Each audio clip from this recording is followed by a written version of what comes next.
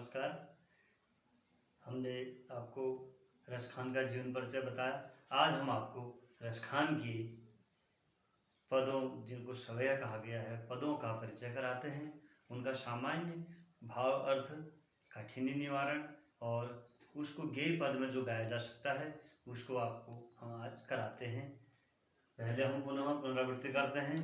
ये रसखान कक्षा 9 में आपका हिंदी पाठ्यक्रम में ये इनके सवैये हैं। इनका मूल नाम सैयद इब्राहिम, जन्म 1548 और जन्म स्थान काबुल, अफगानिस्तान पिहानी। गुरु गोस्वामी विठलनाथ स्वामी जी इनके गुरु हैं।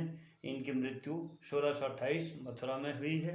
1628 में हुई। मथुरा में इनकी समाधि है बताते हैं। और इन्होंने अपना जीवन मथुरा में ही, ब्रज में ही अपना जीवन इन्होंने बिता दिया था।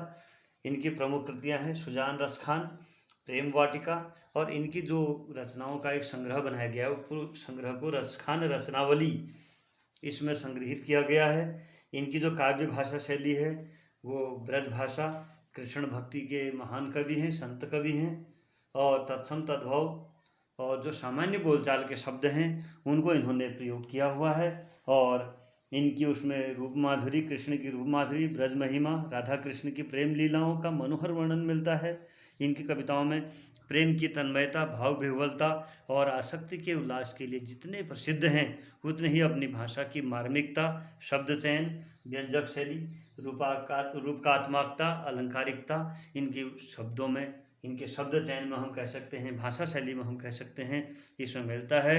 इसमें शब्द आडंबर बिल्कुल नहीं, अर्थात शब्दों का आडंबर नहीं बनाया है इन्होंने, बल्कि शब्दों को इन्होंने चयन करके ऐसा लगता है कि शब्द मतलब माँ सरस्वती इनके मुंह पर आती गई और ये शानदार जो जनमानस के सामान्य शब्द थे उन शब्दों को लिख पाने में या हमें दे पाने में, आजकल की पीढ़ी को दे पाने में ये सफल रहे।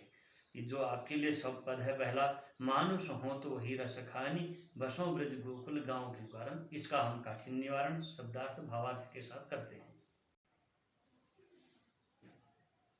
हमारा जो पद है पहला सवैया, मानुष हो तो वही रस खानी, मानुष हो तो वही रस खानी, बसों ब्रज गोकुल से लेकर कदम्ब के डारन तक। तो हम इसका पहले शुद्ध वाचन करेंगे, शुद्ध इसका अनुकरण वाचन करेंगे आप घर में सीख करके, देख करके, स्वरों का ध्यान लगा करके, ह्रस्व और दीर्घ स्वरों का ध्यान लगाते हुए। तो पद एक है, मानुष हो तो वही रस खानी, बसों, बसों के ऊपर बिंदा भी है देखिए, बसों ब्रज गोकुल गांव के ग्वारन। मानुष हो, सौ मूर्धन्य सौ है, मानुष हो तो वही रस खानी, बसों ब्रज गोकुल गांव के ग्वारन। जो पशु हों तो कहा बस मेरो, चरौं नित नंद की धेनु मझारन। पाहन हो तो वही गिरि को, जो कियो हरि छत्र पुरंदर धारन। पाहन हो तो वही गिरि, गिरि, गिरि को, जो कियो हरि छत्र, हरि छत्र पुरंदर धारन। जो खग हो, जो बिंदा है, जो बिंदा नहीं, क्षमा कीजिए, ऊपर से औ की मात्रा, जो खग हों तो बसेरो करों मिली, कालिंदी, कालिंदी, ली के ऊपर बिंदा भी है, कालिंदी, कालिंदी, कूल कदम्ब की डारन, कदम्ब की डारन। ये शुद्ध वाचन करना है।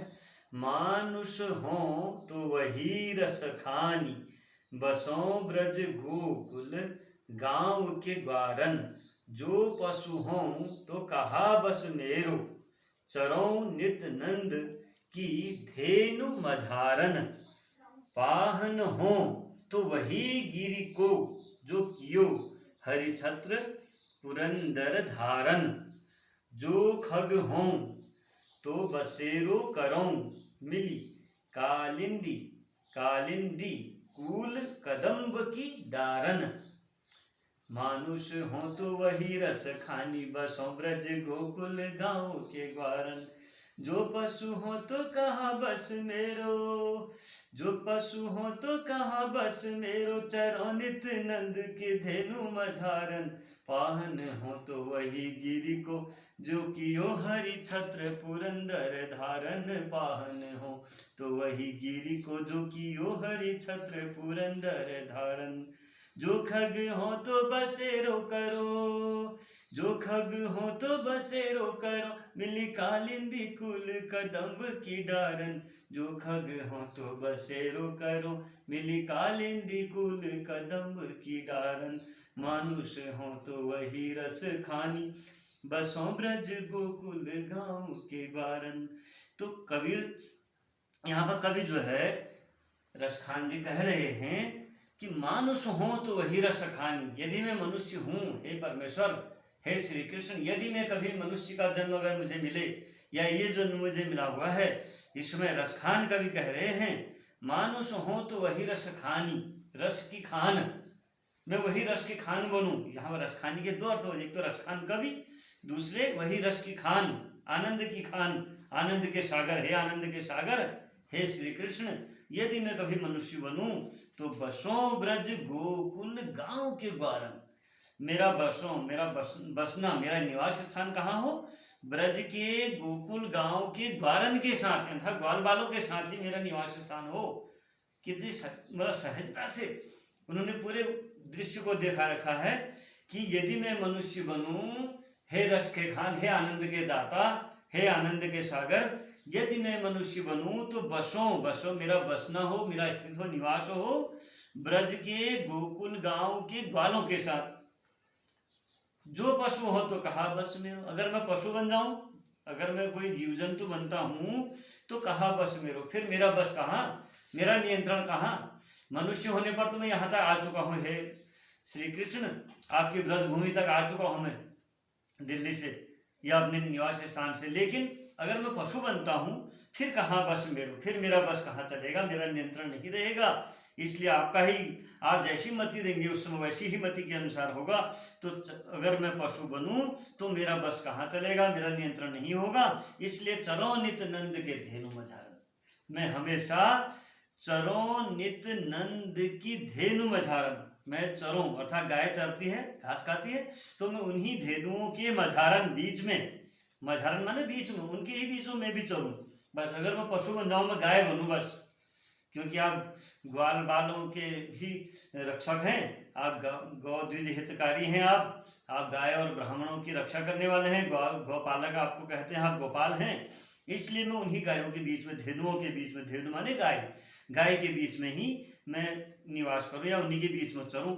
पाहन हो तो वही गिरि को, पहले कह दिया परमेश्वर ने कि अगर मैं मनुष्य नहीं हूं तो मेरा नियंत्रण क्या है, मेरा कोई बस का नहीं है, आप ही के बस का है। फिर तो मैं पाहन हो तो वही गिरि को, अगर मैं पाहन बनूं, यदि मैं पत्थर बनता हूं, देखिए कवि ने कितनी बड़ी कल्पना की है कि कुछ भी बनूं मैं, अगर वहां का पत्थर बन जाऊं मैं, अगर आप मुझे ये जीवन नहीं देना चाहते हैं, ये जीवन मुझे ना मिले कोई बात नहीं, यदि मैं पत्थर भी बनता हूं तो वही गिरि को, उसी गिरि का, गिरि माने पहाड़, उसी पहाड़ का मैं पत्थर बनूं जो कियो हरि छत्र पुरंदर था। जो हरि, हे नारायण, आपने छत्र के रूप में पुरंदर धारण, इंद्र के द्वारा जब आप कोपित हुए थे, जब इंद्र ने जब वर्षा की थी बहुत सारी, तो सुनना है कि आपने एक अंगुली पर गोवर्धन पर्वत को उठा दिया था।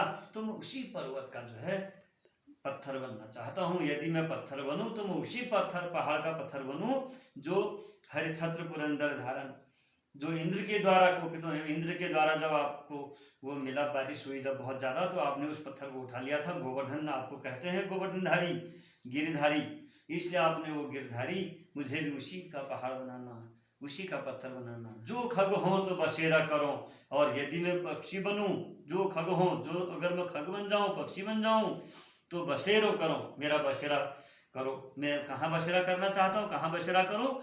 मिली कालिंदी कूल कदम्ब की डारन, ये कालिंदी के कूल के कदम्ब की डारन में, अर्थात कालिंदी नदी, यमुना नदी के कूल किनारे जो कदम्ब का पेड़ है, जहां आप चढ़ा करते, जिसके किनारे पर आप बंसी बजाया करते थे, उसी के डालन में, डारन माने डारन का अर्थ है यहाँ पर डाली, उसी की डाली में मेरा बसेरा हो, मेरा घोंसला हो। तो इस प्रकार से कितना शानदार तरीके से कवि ने ब्रजभूमि के एक एक कण कण में, हर चीज में अपने आप को समाहित किया है, अपने आप को आत्मसात किया है कि मैं कुछ भी बनूं हे प्रभु, अपने से मुझे अलग मत करना। हम इसके काठिन्य निवारण की ओर चलते हैं। मानुष हो तो वही रस खान के, काठिन्य निवारण। बसों, बसों माने बसना, निवास करना, बसों निवास करना या रहना। कहा बस, कहा माने कहाँ मेरा बस, मेरा बस कहाँ चलेगा। बस, बस माने नियंत्रण, मैं बस में नहीं रहेगा, मेरे बस में कहाँ होगा, मेरे बस में नहीं होगा। मझधारण, मझधारण माने बीच में। गिरी पहाड़ पर्वत, और पुरंदर माने इंद्रदेव। कालिंदी, कालिंदी माने यमुना नदी। कूल, कूल माने किनारा बताया। खग, खग पक्षी। पाहन पत्थर, डारण डाली। ये सामान्य से इसके अर्थ हैं। इतना जन सामान्य की भाषा है महात्मा रसखान की कि आराम से इसका सहज ही इसका अर्थ हमारे पास हो जाता है, सहज ही हम इसका अर्थ कर लेते हैं। फिर भी आपको इसको गेय पद में हम अलग से बाद में आपको गेय पद में हम आपको इसको बाद में अलग से ये तो पाठ्यक्रम का हिस्सा है, लेकिन ये भजनों के रूप में भी गाए जाते हैं, गेय पद में भी गाए जाते हैं। तो इसके बाद हम इन सारे पदों को गेय रूप में आपको अलग से प्रेषित करेंगे। आशा है आपको ये अच्छा लगेगा। और अपना जहाँ पर भी जो कमियां हैं, हम मानवीय प्रवृत्ति के हैं, आप भी मानवीय प्रवृत्ति के हैं, हम सब मानवीय मानव ही हैं। त्रुटियां हो सकती हैं, भूल हो सकती हैं, सुधार अपेक्षित है, संभावनाएं अपार हैं। इसलिए मेरा सबसे जो है परमेश्वर से मेरी प्रार्थना है, आप सबसे भी निवेदन है कि आप सब सुखी रहें, निरोग रहें और स्वस्थ रहें। नमस्कार।